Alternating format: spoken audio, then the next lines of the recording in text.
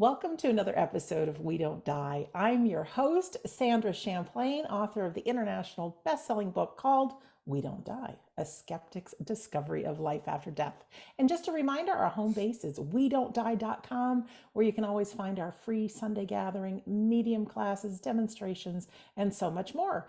And you're the first to know that I am broadcasting now and publicly sharing my Patreon page. And what that is if you're somebody who wants to give a little donation per episode, I would gladly receive it. But in return, what you get are a few good things. One is you get all episodes within a couple days of when I record them with the guests. And the rest of the world, they might wait 1 or 2 weeks to see them. The other thing is I made a file of every interview I've ever done with a link that you can click on and listen to it or view it right away. I have now over 400 episodes of We Don't Die Radio. I have around 150 of Shades of the Afterlife, and they're all together in one place. And you're not going to get this list anywhere else. And then also the latest episodes, anything after the number 400, for my Patreon only subscribers, you get to see them all commercial free. Our friends at YouTube do whatever they want. And unfortunately, even though I request no commercials, they put them on anyways. So if you're interested, patreon.com, just type in the search Sandra Champlain, or just go to wedon'tdie.com and I'll have the link there. No pressure, but if you're somebody who loves me and you want to give, I'd gratefully take it. So our guest today, let me move on to this beautiful woman that you're going to see in just a moment. Her name is Pam Johnson. She's coming to us from the beautiful Hawaiian Islands. She is co-author of a book called Supernatural Love. That's it. Gorgeous, huh? And I say she is co-author because her husband, Allan, who is in the other side, is her partner in so many ways. So we can say that love exists beyond the veil, and we can keep the relationships alive. They aren't out there somewhere in the distance. They are so close to you, and you will see them again. But while we're on separate planes, you can still keep that relationship going. You can find out more about Pam and Allan at their website, supernaturallove.com. Pam, my friend, welcome to We Don't Die Radio. Oh, hello, Sandra. I should say aloha. So thrilled to be here from Honolulu, born and raised in Hawaii on Oahu. And yeah, thank you for the beautiful intro and for showing our book, because that's the cover. And the reason I have it here, I told Sandra, is because my husband from the other side actually created that cover. It was made from his painting. That's the water stream, the water that you see flowing. He originally painted that, and then when he crossed over, he had a friend of ours who's a medium. He said, I want to make that into something for Pam, and he put our photo from our wedding, our earthly wedding, onto the painting, and then a cover designer made the book cover for us, like put all together. But he made it, like he created Great. it. Well, we want to hear the whole story. And first, just a shout out to our friends in Hawaii. There's been so much devastation with the fires, and so many people think grief happens when a loved one dies, but it happens for so many other reasons, including losing our homes, losing our livelihood, of course, losing loved ones, losing our health. And I know Pam and I jointly do everything we can to help those grieving and help people get back into life. So just a shout out to your neck of the woods there, Pam. Yes, absolutely. With the fires in Maui, and we visited Maui many times, and it's very tragic. So the whole state of Hawaii is grieving, really, and so thank you for that. But yeah, as we don't die. We're they're still alive. They're still with us. Alan explained that to me when he came back from the other side. And even though he was or is a psychic medium, I had never even thought that there would be communication. I mean, I know it sounds crazy because I've been in this field for over 35 years, mainly as a channel. You got to back up to the beginning. Back up to the beginning. Back way up, because people just where do you want me to Where do you want me to sitting start on a couch together for the very first time. We've never met before. All right. So how did you get into, well, What you're an author now, so into were you this whole interested in, field? yes, and All the right. afterlife? Yeah. My grandmother was a psychic medium. I didn't know that till I opened up after taking a learn to channel workshop in Lanikai, Oahu, where I was grew up. And I took a workshop, started channeling. I was obsessed with it, to be quite honest, because it felt so amazing to connect with spirit. And I found that I could easily hear the other side, had lots of proof of what they were saying to me. And it just changed me. So I was channeling nonstop for 5 months straight, and I had this full-blown psychic awakening. And I didn't know that was going to happen. Nobody told me. My channeling teacher never told me that, or I probably would have not become so caught up in it. But I found it was so incredible, the love that you feel from the other side. And I didn't have any particular problems, but I just felt this connection was so profound that I couldn't stop. And I was channeling for people. And that just led to this opening up, and that changed the whole course of my life. But then I couldn't go back to my work as a waitress, as a food server. It's like I wanted to, but I couldn't. I was just too out there. I was too just wide open, and I stopped working for a year. An ex-boyfriend of mine heard what happened to me. He had become successful in his business, and he said, I feel like I want to support you because of what you're going through. And so I had so many miracles happening where it was clear to me that I was meant to go on this path, even though I didn't understand what it was. And I didn't find out that my grandmother had been a psychic channel and medium until I opened up, and my mom told me, oh, by the way, you're just like your grandmother. In fact, she came through to me from the other side and said, just take care of Pam. She'll be fine. She's just like me, don't worry about her. And then from that moment on, my mom was my greatest supporter. I mean, she just believed in me. That's And great. That's I know rare. yeah, it was really rare, but I didn't know, because until she told me, like, where her mother had been a Mhm. psychic and apparently was quite amazing at it, raised her family on Kauai and Hanapepe before the war. Well, when the war broke out, because they're Japanese, she couldn't do readings anymore because that would have attracted attention to her family. And she ran this grocery store in Hanapepe. Some people still to this day know that store because it doesn't exist anymore. But some people or my age remember that.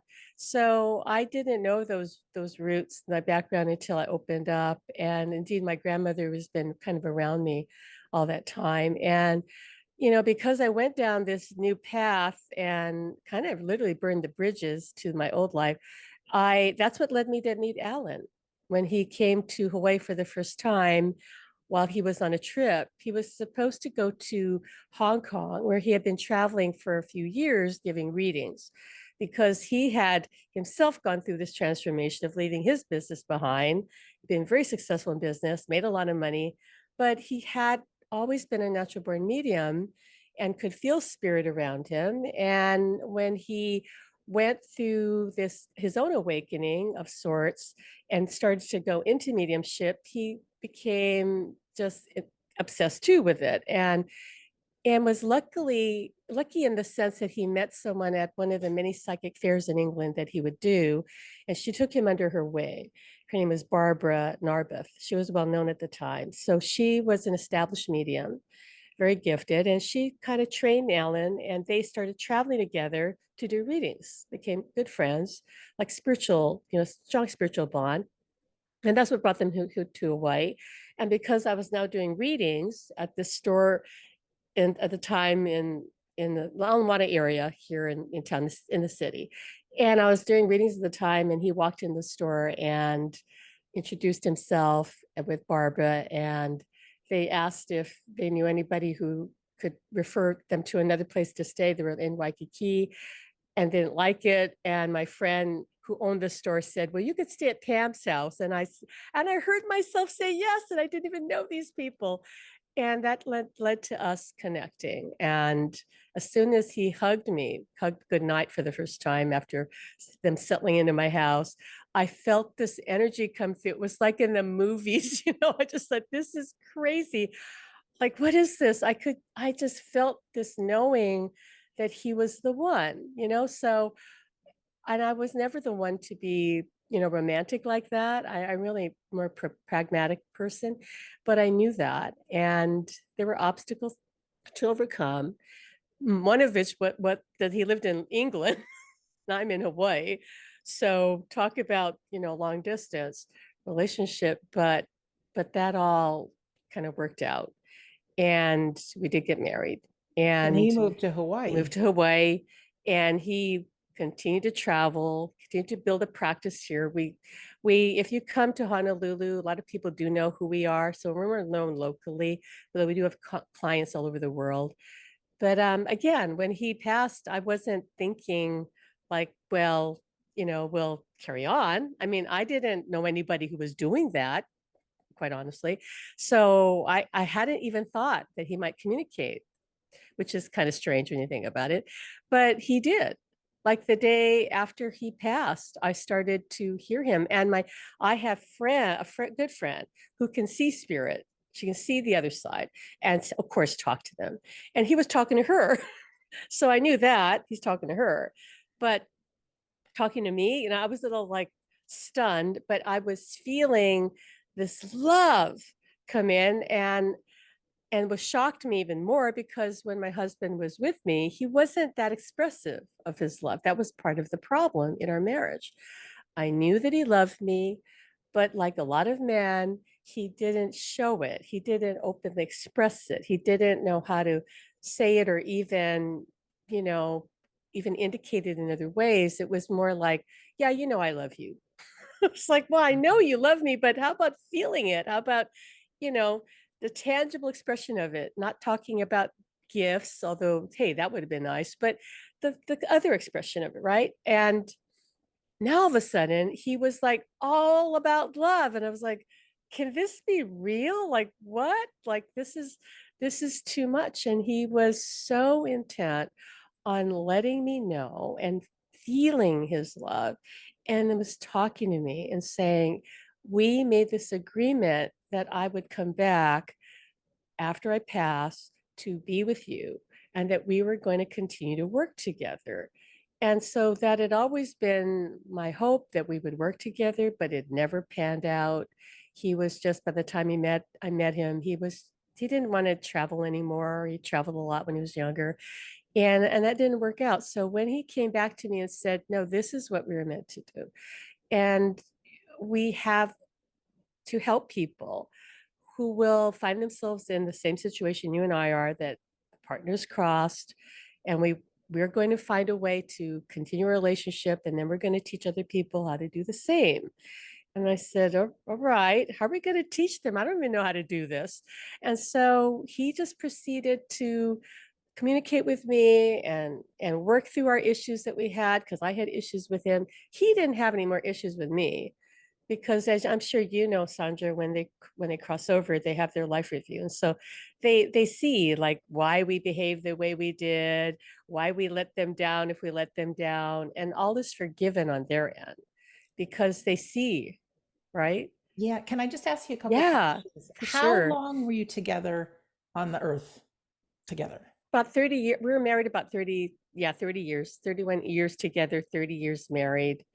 So And how long has that it long. been since he's passed to the It spirit world? has actually just passed. On August 6th was the 3rd-year anniversary of his passing and his birthday, because he died on his birthday. He said he chose to do that to make a point that he deliberately did that. And he didn't want me to grieve on his death day. He Yeah. said, I want you to always party on my birthday, which is the day I left, because that's just how it is. I was born again. Yeah. So we How, just had that.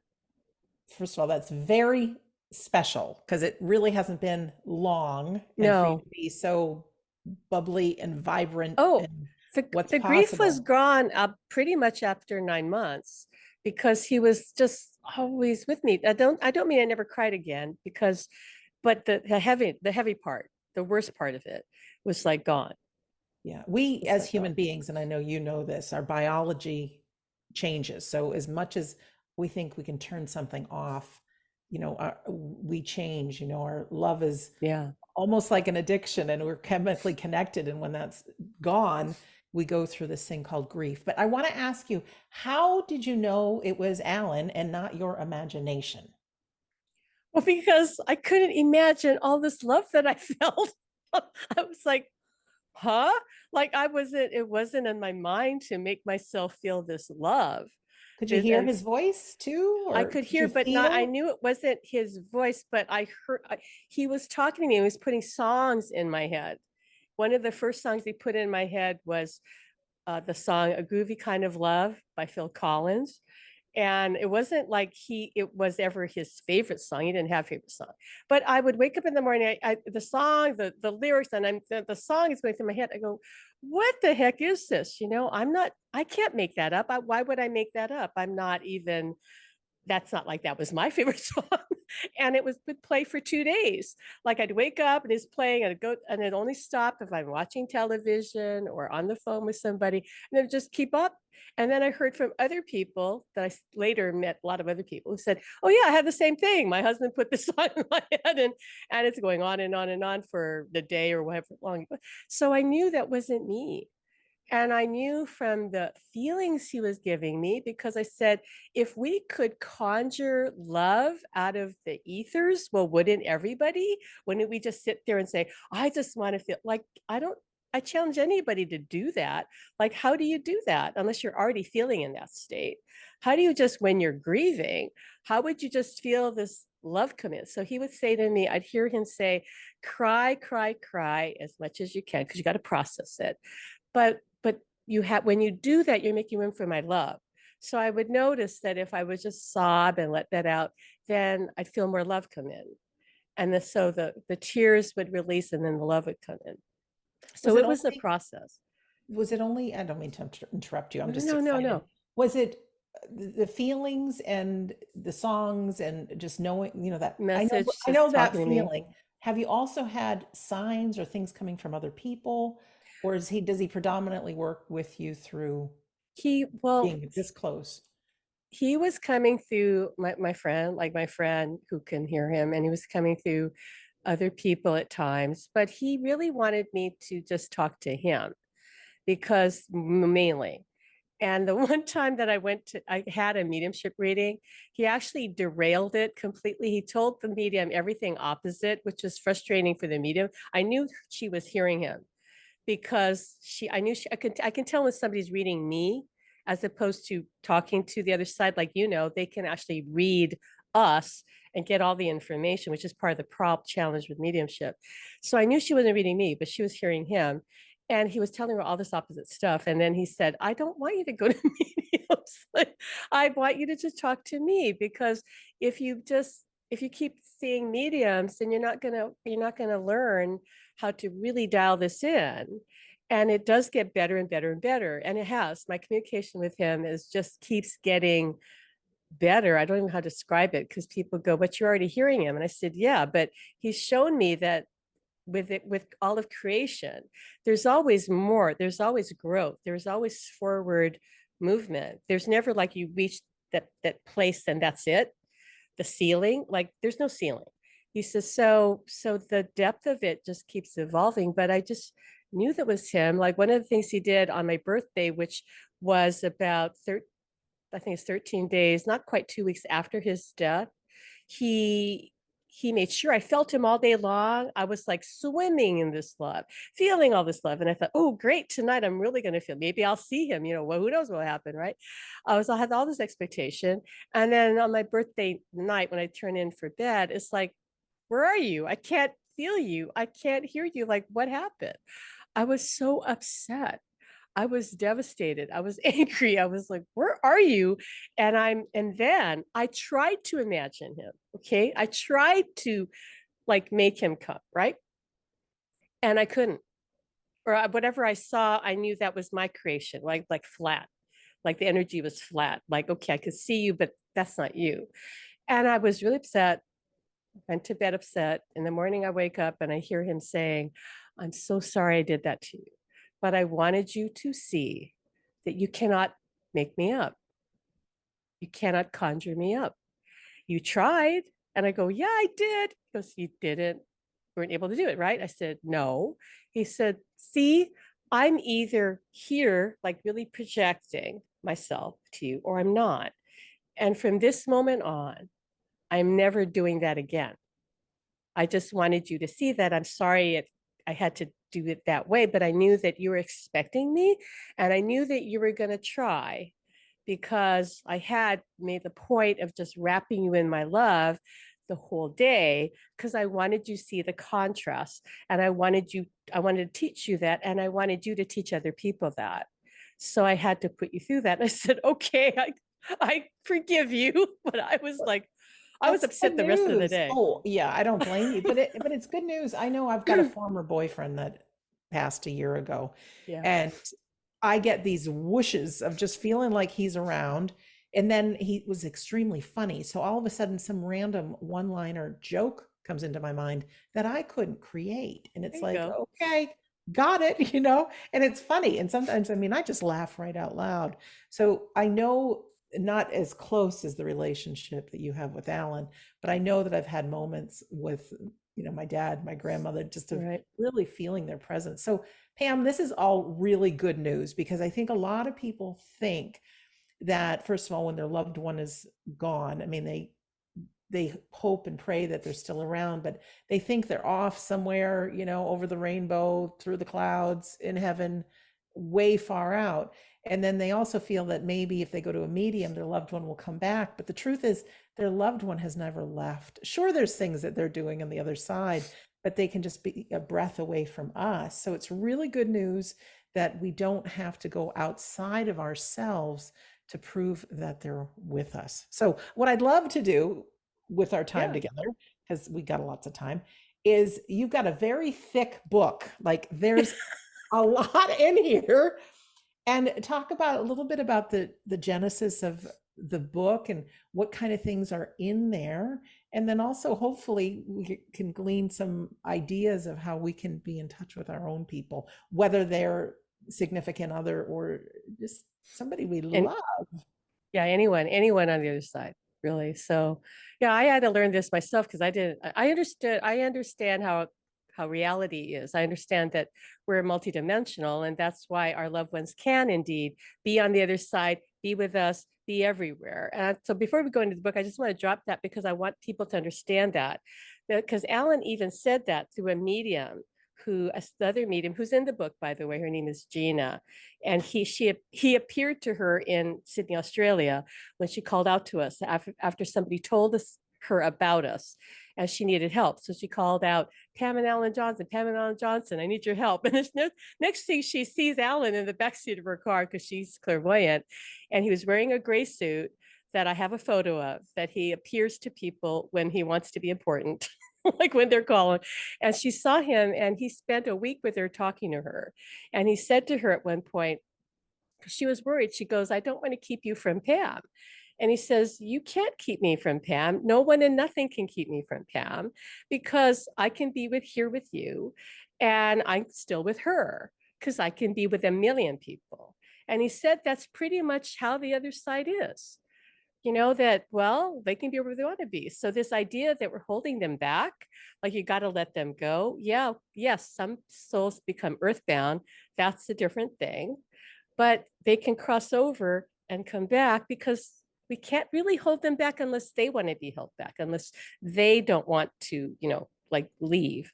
But most of them, he says, do leave, and or we can at least help them to leave and they can still come back and be very much part of her life. So he was telling Gina, I'm with her right now and I can still be here talking to you, which she was, explaining to her things, helping her with things, because she was also British, because he's British. So he wanted to just share some time with her.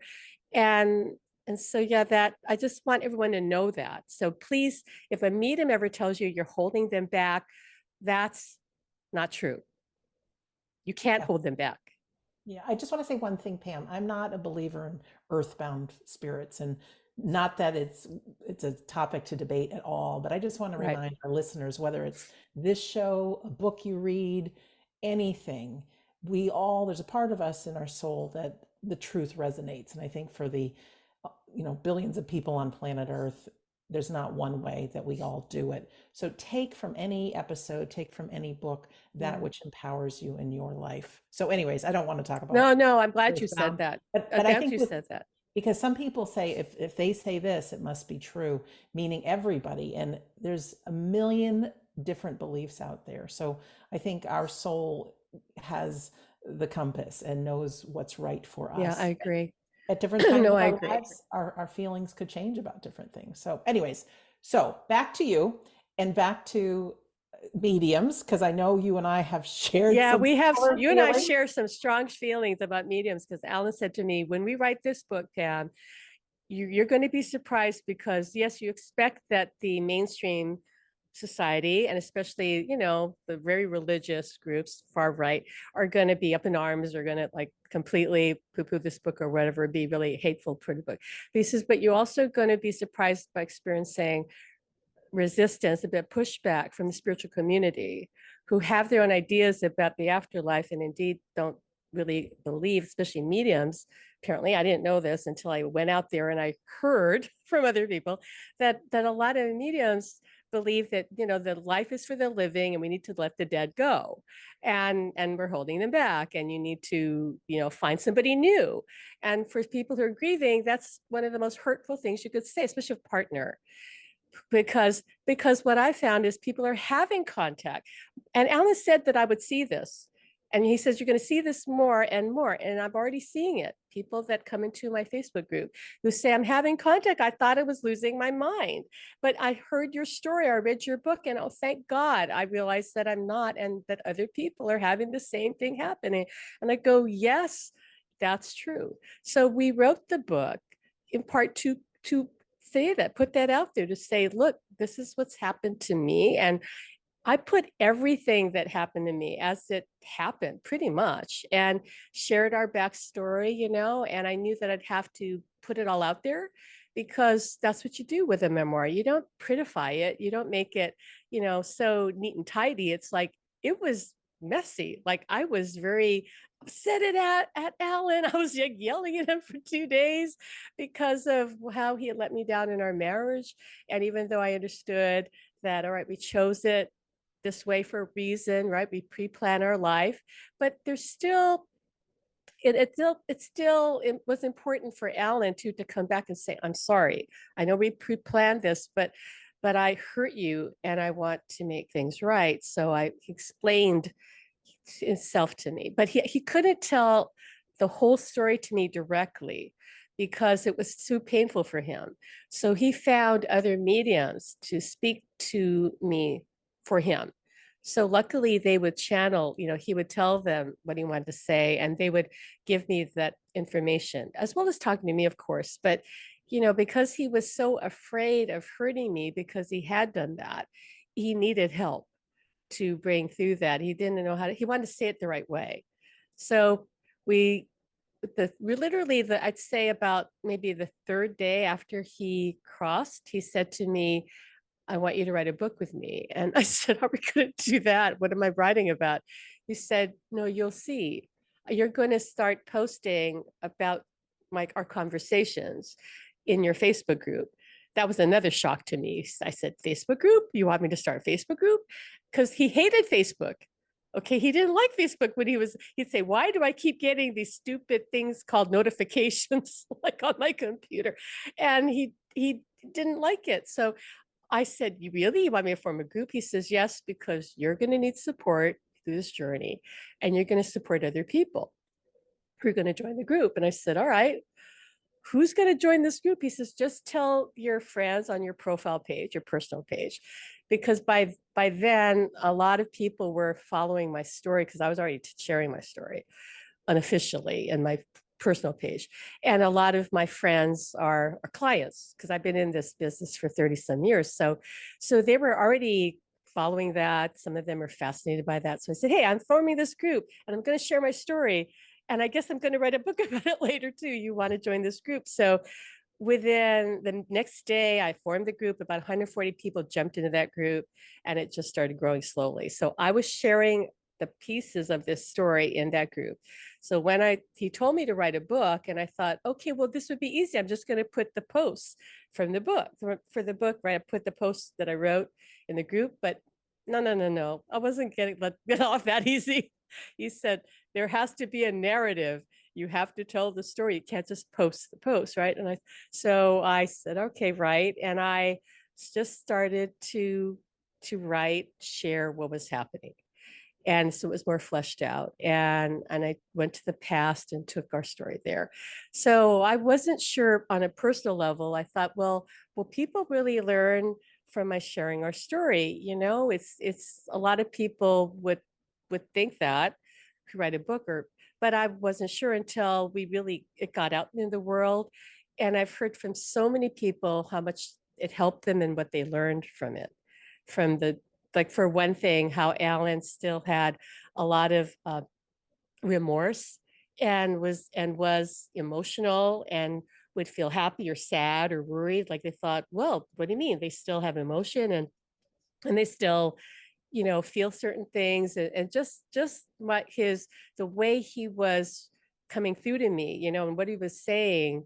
A lot of people would tell me that they saw their story in our story, which again shocked me, because I said, wait, we were two psychics, but in the end, it's still a human relationship story. It's not about us even being psychic. It's that we were a couple who loved each other but had these issues that really ended up us with a relationship that was shallow. It was comfortable, but it wasn't deep, and it wasn't as beautiful as it could have been. It was just comfortable. It was just kind of complacent, a lot of times, but it wasn't abusive. It wasn't a bad relationship.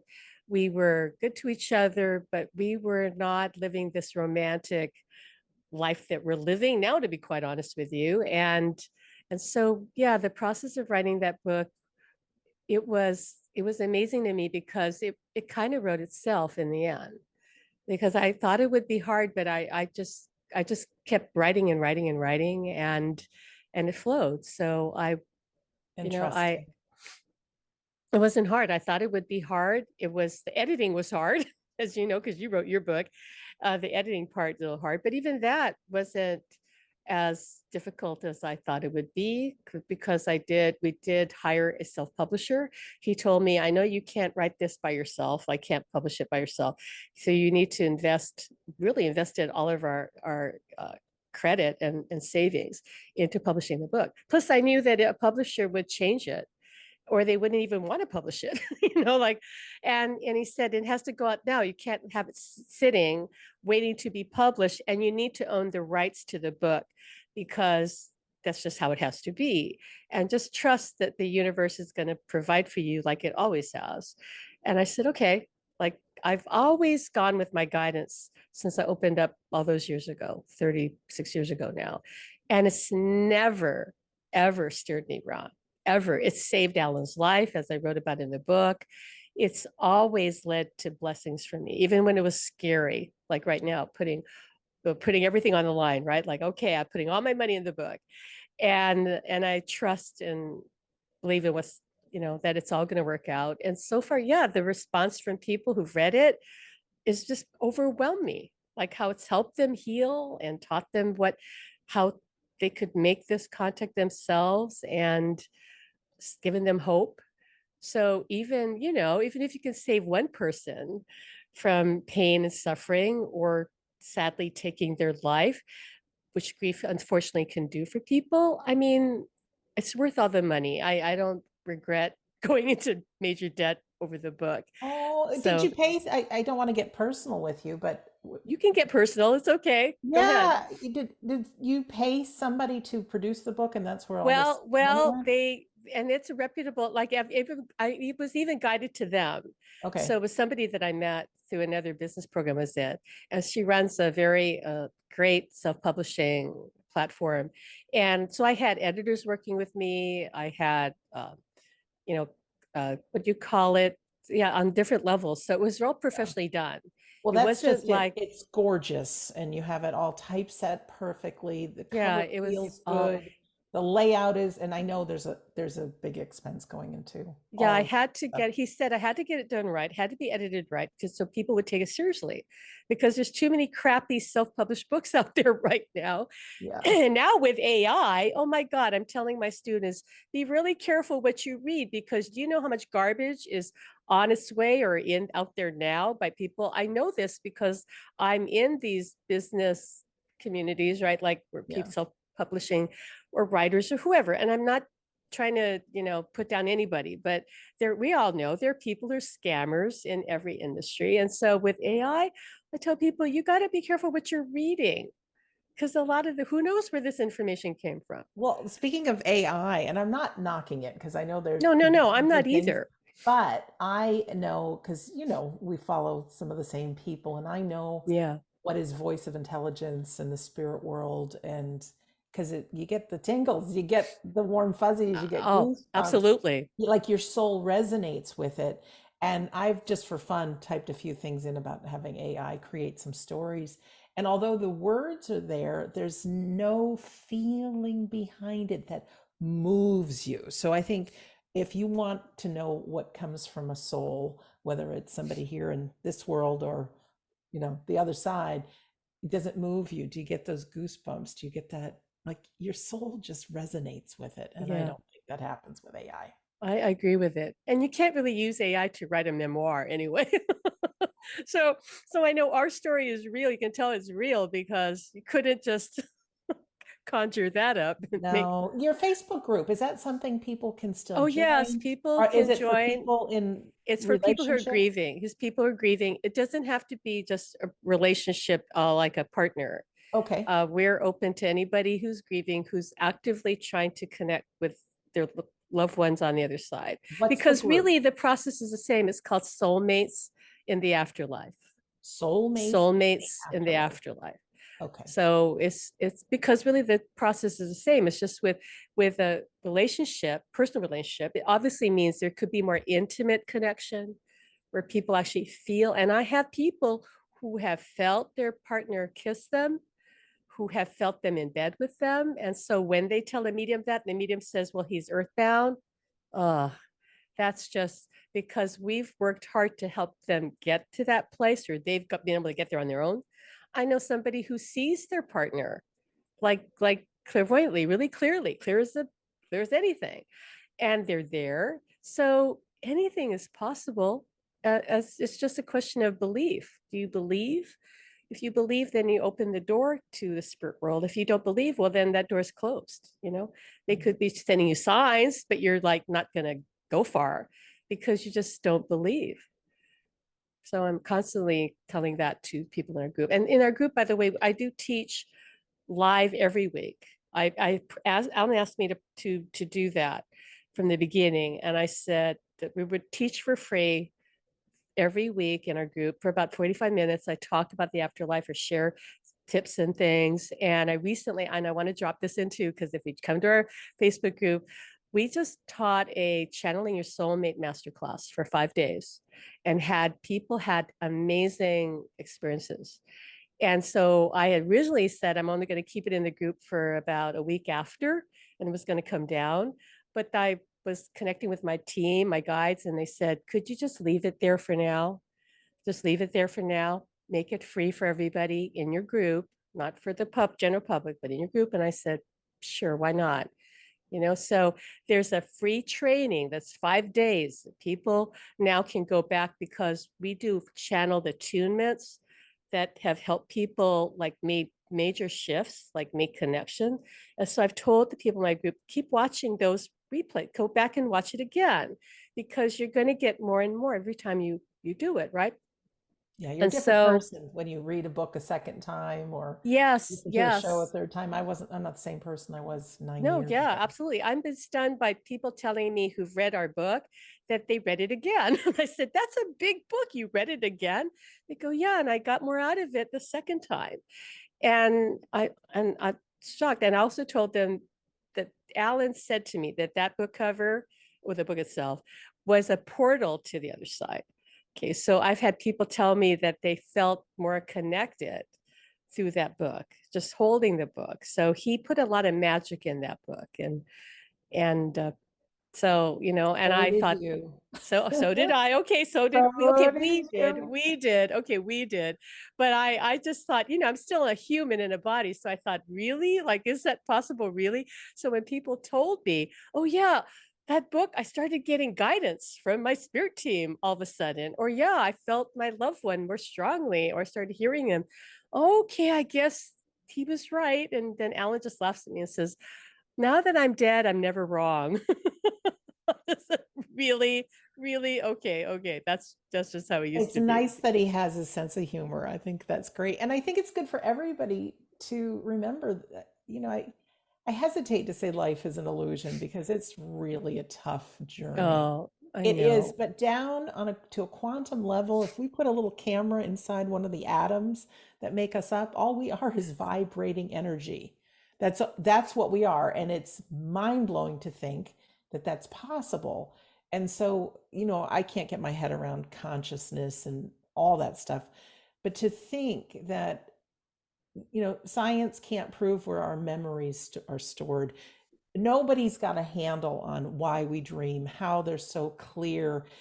There's so many unknowns as far as being human. And I say it's because we are a divine soul having a human experience. So I think we are, Pam, so much more powerful than we know that we are. And it makes perfect sense to me that who we are, who Allan is, still goes on. And that love you shared, even though it's different, maybe it didn't have the passion fully while he was alive, but that goes on, and that's what's Yeah. real. We know what love is, we know how it feels, and if you're feeling it and you're not inventing it, it's awesome.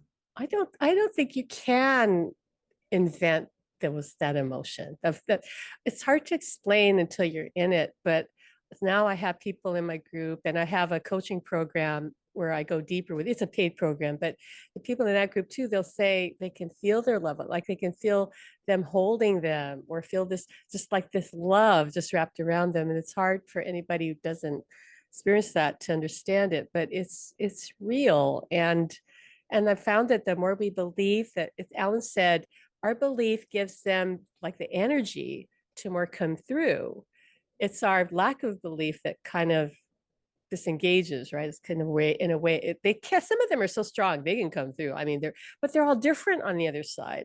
So some are really good at certain things, and some need to learn.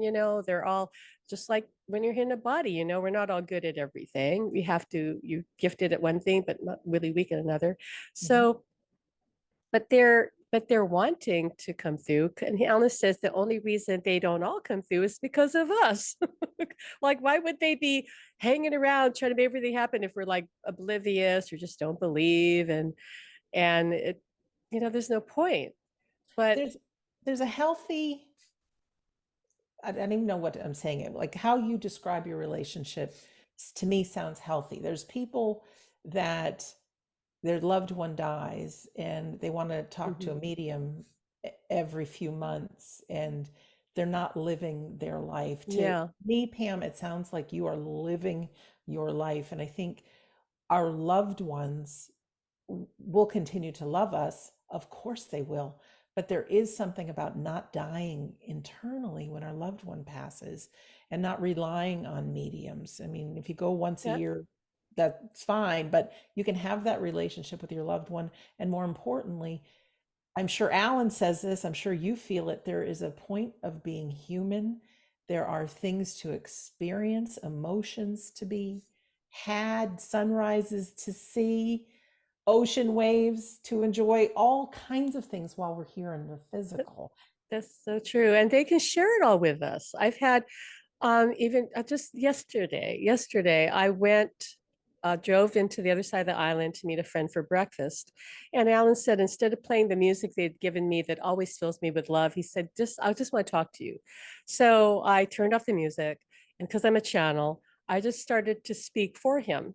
So I talked to him and say, all right, what do you want to say? And then I'd say the words that start coming to my mind.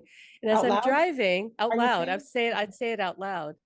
I would say it out loud because I could say it internally, but I wanted to say it out loud. So I was just to actually, because he says it brings it into the 3D world. When you speak the words, you're making it real, right? So I started to just speak for him. And I had this full on conversation. I knew it was him because I feel this wave of emotion about something and this other emotion about something else. And it was the most incredible thing. And he said, it's easy to channel me when you're driving because you're in a slightly hypnotic state anyway. And your logical mind has something to do because you got to drive the car, but you know this route like the back of your hand. And he's just talking to me and he's telling me some things that surprised me. And I said, this is amazing. I feel you coming in because channeling is about embodying them. You're actually merging with them, right? And it's not just mind to mind, it's a full experience for me anyway, for many people, where you just feel their energy. And then there's this communication. And it was beautiful. But here's the interesting part. On the way back to go home, which was more around after lunch, and I was more tired by then and full from eating or whatever. And I was trying to do this and I go, I can't do it. And he goes, yeah, because you're tired. It can't always be that way, where it's this perfect blending and it's almost magical and the communication flows and I can feel him viscerally. He says, and that's okay. You're tired. You're tired. And you need to go home as soon as you can and go rest. But you can still hear me. I go, yeah, I can hear you. He says, but it's not a fuller blending because you're kind of in a little bit weakened state, right? You're not quite as you know, lively, or let's say. So I said, yeah, he goes, and it's fine. It's fine. So that's why today, well, tomorrow in my Facebook group, I'm going to talk about the ebb and flow of spirit communication, direct communication, where it's like that, where there are days where it's so strong and you go, wow, I really feel you. And the next day you go, I don't feel so much. Well, you're in a body and the body is in flux, isn't it? Right? Like we're tired, we're worried about something or upset about something, we ate something wrong, whatever. And it just doesn't always, it's not always conducive Yeah. to this connection. It doesn't mean they're not there. Doesn't mean he's not there. And I thought that was beautiful Yeah, because that I needs to be talked about because I know even when somebody meditates or just sitting in the power, there are days that you can just yeah zone off. And there's other days where the mind does not shut up. The mind just keeps yeah going. And let me just ask you this, because I'm a firm believer when we are so distracted with, say, technology, the cell phones dinging, the texts are going off, checking the email, and, we're worried about whatever happened yesterday or whatever's coming up. We are so busy that like you being tired, I don't know how easy it is for our loved ones to break through all of that. Do you recommend that we take some time to just be present, slow oh down, yeah, talk to our absolutely. loved one?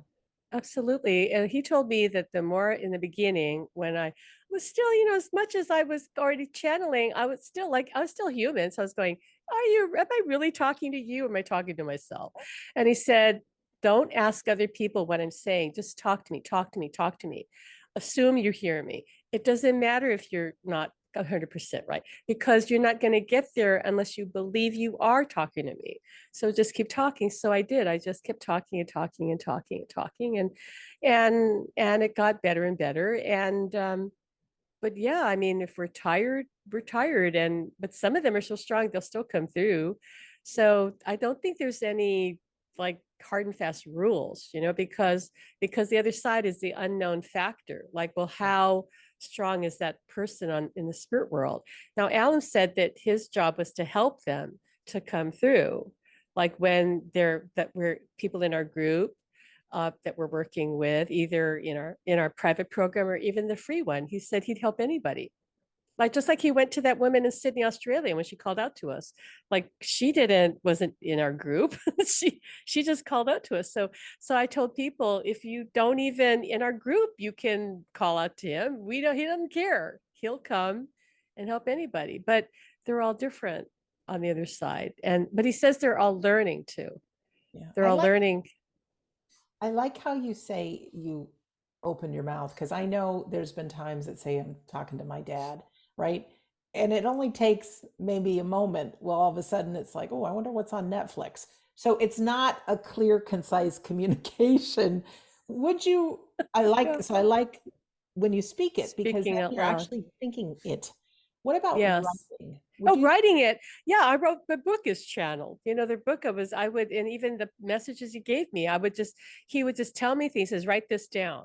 And a lot of times he didn't want to just talk mind to mind. He'd say, I want you to remember this. And if I tell you, you're going to forget it. So can you write this down? So I'd write it down. So I encourage people to just start reaching out to whoever it is, your partner, your mother, your child, whoever it is you want to talk to, and say, okay, I want to talk to you. You hold them in your mind, maybe see them in your mind, or just say their name and ask them a question, or just say, what do you want to tell me? And just believe that they're talking to you. Because the thing is, I know from working with the spirit world that even if the first sentence is something you made up, they're going to start inserting their thoughts into your mind. That's just how it is because you asked for that. So they just start giving it to you as soon as you just have to prime the pump with what you're writing, and then it starts gushing, they just let it in. So I tell people all the time, just write, just believe you're writing to them. And I've had people tell me that sometimes the first time they start writing and they go, oh my God, I know that's not me. Like I would have never written that, or that sounds like my husband or my mother or whatever. So you just have to jump in and do that. Channeling is not really hard. It's especially channeling our loved ones because we already have the connection. Channeling, some for somebody else might be a little different, but channeling your family members, your spouse, your best friend, we're all one. We're all one. How could it be hard unless you believe it's hard? That's the only stumbling block, is that people don't believe, or they've been conditioned, as you and I know, that all of this is make believe, or even worse, that if you say you see these things or hear these things, that you're going to get locked up. And that's a very real fear. It's not, and we laugh about it, right? Because we know, but but really, people have been locked up, even not that long ago. People had NDEs back before people understood that near-death experiences were real. People were being institutionalized who had them and start saying, well, I saw this, I saw that. I know because one of my good friends, his mother was put in an institution, which really traumatized her. My mother started opening up psychically back in the mid 60s or something.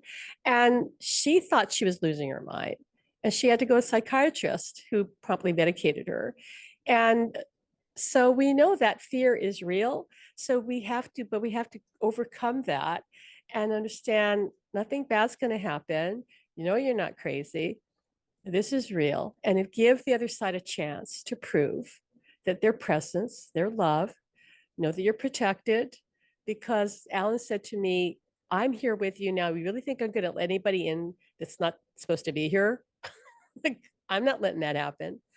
Your belief in me, your positivity, right? Your own belief system is Yeah. what either invites them in or doesn't. Because yeah, there are malevolent spirits out there, but they've got a lot of people who believe in them that they're going to go play with, but they're not going to bother you as long as you believe in what you believe and trust. And he and I never practiced psychic protection in all those 30 some years because we never believed we had anything to protect ourselves from. Yeah, I'm with you Right. 100%. Oh I yeah. I You'll laugh at this, because yeah, I've been at this over 26 years and never had anything like that, and I don't give it any attention. I used to always give the example, actually, I still do, Pam. If you're going on a trip to Hawaii, I say, you start noticing people wearing Hawaiian shirts, right? Or if there's a special car you want to buy, all of a sudden you start seeing it everywhere. So if we are, and that's why I know there's some negative people. I've had some relatives out there, I don't talk to them much, that are negative, negative, negative, negative. We, whatever we put in our mind, we tend to see. So I love that we're opening up now, having a conversation with our loved one because the more we expect them to respond, Oh, yeah. the more these just gentle or these thoughts that seem to come out of nowhere, or a memory or a feeling or a joke or the love, that we'll start trusting, like, hey, that's you. Thanks. And so I think, like with you and Allan, it is a different kind of relationship. And the more time goes on, the richer it gets and the more varied ways of communication that there are. So I think what you're up to is great. I'm thrilled. You got a beautiful book. Thank you for sending it to me. I love that you have so much free stuff and you have the Facebook group. You made me very happy today, Pam. No, we're really committed to teaching as many people as we can for free, and people do come for paid one-on-one sessions, but I just want this to become like this movement, that people understand they don't have to grieve, that you can connect and you can have experience with them, and with a partner, yes, you can be even kind of intimate with that person. I mean, my mind is blown by some of the things people are experiencing that I've met. So I go, whoa, I'll have what she's having. But anything's possible for those who believe. The afterlife is not some far off place. It's right here, woven into this reality. That is, everything is right here, not like someplace else, not like up there, like in the sky, or right. It's like right here. Alan said to me, "Where's there for me to go?" Like, why would I go anywhere when I can be everywhere and I can be with you? And so can every other soul, other spirit. It's just the body that's gone. That's it. He goes, I can give you everything except I don't have a body. And even then, I can make you happy in other ways that will shock you. And I go, okay. And he has. And I've had other people say the same thing. So there's no limit unless we set one, in my view. Oh, Pam, this is great. Where time is just about up here. Okay. Supernaturallove.com is your website, right? Yep. And people can get in touch with you there and see all that you have to offer, see the You get in beautiful touch with you book. there. Yes, they can join us for our weekly classes. And please, if you're trying to connect with a loved one, especially if it's a partner, but any other loved one too, and all people, everyone's invited, but especially a partner, please come and watch our masterclass series. It's a total of about 5 hours, 1 hour each, like 5 parts. And then let us know what happens for you. And your website, or you're not website, Supernaturallove.com and is our Facebook group. website. Soulmates in the Afterlife is we're on Facebook. And I just have to mention how you and I are wearing the same color, because Allan told me to wear this dress. I'm sure you were already dressed, and he goes, "No, you wear that one." You wear that one. Oh, and you got a beautiful lay around your He's neck too. always What doing closing that. words do you have for our listener or our viewer, Pam? Closing words. Well, all I'd say is really just believe, trust and believe, trust in yourself. Don't don't listen to other people. Um, Mediums are great. We have a lot of friends who are amazing mediums, but don't put all your faith in mediums when you have your own connection and they want to go direct. They really do want to talk to us directly, but they understand that we might in the beginning need to see somebody else to get confirmation. That's fine. But if you can't seem to find a medium, or that's just not in your budget because it's expensive, then just go direct, because now more than ever it's possible. It's always been possible, but because more people believe it and are doing it, it's making it easier for others to do it. I think Great words. that's the amazing thing I'm seeing, and I know this is true. So I wish that for everyone who's watching this right now. It's so exciting. It really is. Well, Pam, thank you so much for being our guest today. Oh, thank you so much, Sandra. Thank you. Really, Thank you. So really. grateful. Oh, me too. And for our listener or our viewer, thank you for taking the time and spending this hour with Pam and I. Remember, you can find all past episodes at wedon'tdie.com. Also, you can see all the good things coming up. We have weekly medium classes, a healing class, lots of past classes that you can watch the replay of. And of course, we've got our world famous Sunday gathering. People all over the world come at 2 p.m. New York time. You have to calculate where it is in your time zone. And we just share this reality of life after death. It's like an online spiritual service on, I don't want to say steroids, but it's a lot of fun. There's different music, there's a medium demonstration included, there's always a topic. So you're going to leave inspired and empowered. It's really great. I do ask if you want to press the share button or however you share things. You know, we post these on Facebook and YouTube and Twitter and all over, however you feel like sharing, if you want to. One of the scariest things for me ever was when I had to tell the world that I was writing a book about the afterlife. And then when the book came out, I was frightened that the people in my life would think I was crazy and want nothing to do with me. And just the opposite happened. People embraced it. So I think most people have a belief in this, but they're scared to talk about it. And you never know who in your circle, maybe it could be a Facebook friend, I don't know, is really experiencing some grief or going through some tough times. And of course, we all put a smile on our face and post happy things and happy quotes.